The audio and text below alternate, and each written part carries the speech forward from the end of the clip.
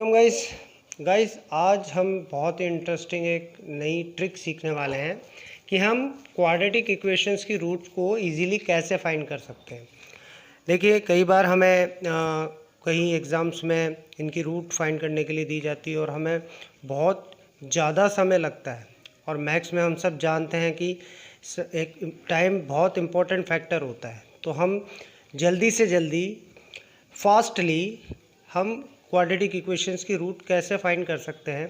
Guys, जो मैं trick आपको बताने जा रहा हूँ, इस पे आप प्रैक्टिस करेंगे तो आप बहुत जल्दी इवन 3-4 सेकंड्स के अंदर ही आप किसी भी क्वाड्रेटिक इक्वेशन की रूट्स को फाइंड कर पाएंगे।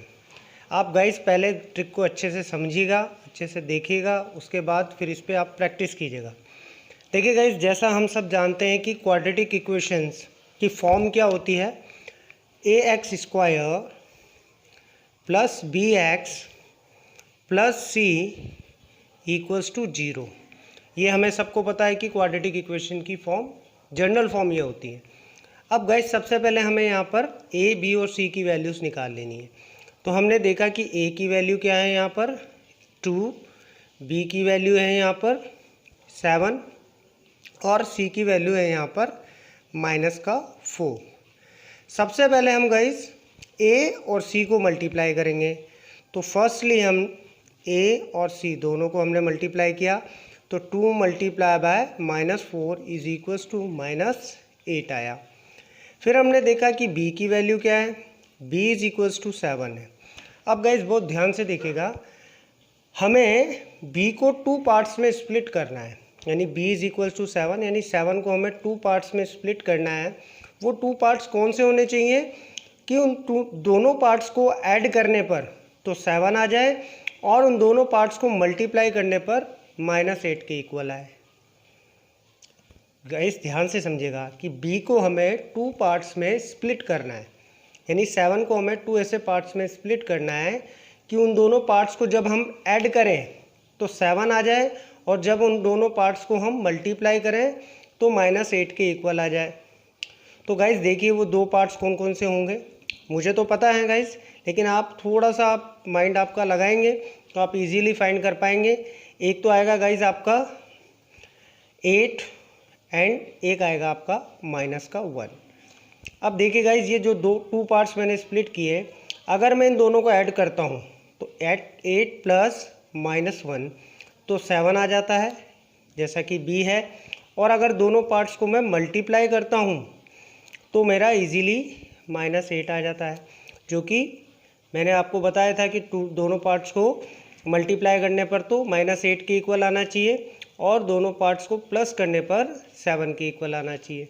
अब देखिए गाइस, हमें पता है कि वो 2 पार्ट्स कौन कौन से हैं, एक तो है 8, एक है -1। अब हमें क्या करना है, बस एक और आपको मूव लेना है, यहाँ पे एक छोटा सा मूव है, उसके बाद आपकी रूट ईजीली आ गई। अब हमने देखा कि वो 2 पार्ट्स आए, एक तो 8 आया और एक -1 आया। अब आपको कुछ नहीं करना गाइस, इनके साइन चेंज कर दीजिए। 8 प्लस का है तो माइनस का कर दीजिएगा और 1 माइनस का है तो प्लस का कर दीजिएगा। अब इन्हें हमें क्या करना है, a से डिवाइड करना है दोनों को। अब a क्या है गाइस, हमारा a हमारा आया था 2, तो हमको इसको a से डिवाइड कर देना है। तो -8 divided by 2 and 1 divided by 2। तो हम देखेंगे यहाँ पर -8 को 2 से डिवाइड करने पर -4 आया एंड 1/2, ये हमारी दोनों रूट्स आ गई। तो इस तरीके से गाइज, अगर हम इस ट्रिक पे प्रैक्टिस करेंगे तो हम इजीली हमारी रूट्स को फाइंड कर पाएंगे। अब देखिए गाइज, हम एक और एग्जांपल लेकर इस ट्रिक को प्रूव कर लेते हैं कि ये ट्रिक वर्क कर रही है या नहीं कर रही है। सबसे पहले हमने यहाँ पर एक और क्वाड्रेटिक इक्वेशन ली और हम जानते हैं कि उसकी जनरल फॉर्म क्या होती है, ax² plus bx plus c equals to 0।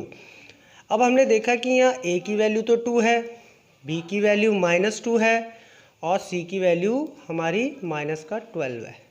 सबसे पहले हमने, जैसा हमने पहले ट्रिक में किया था, a multiply by c, it means 2 multiply bye -12, तो -24 आ गया गाइस। और b कितना है हमारा, -2।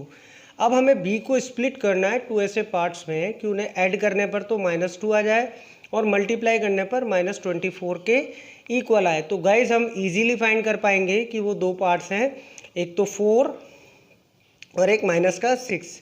तो हम यहाँ पे लिख लेते हैं गाइज -6 एंड +4, क्योंकि दोनों पार्ट्स को अगर मैं प्लस करता हूँ, -6 + 4 करता हूँ तो मेरा -2 आ जाता है, यानी बी के इक्वल आ जाता है। और अगर मैं दोनों पार्ट्स को मल्टीप्लाई करता हूँ तो मेरा -24 आ जाता है, जैसा कि हमने ट्रिक में बताया था। अब देखिए गाइज, यहाँ पे हमने देखा कि -6 और 4 टू पार्ट्स आए।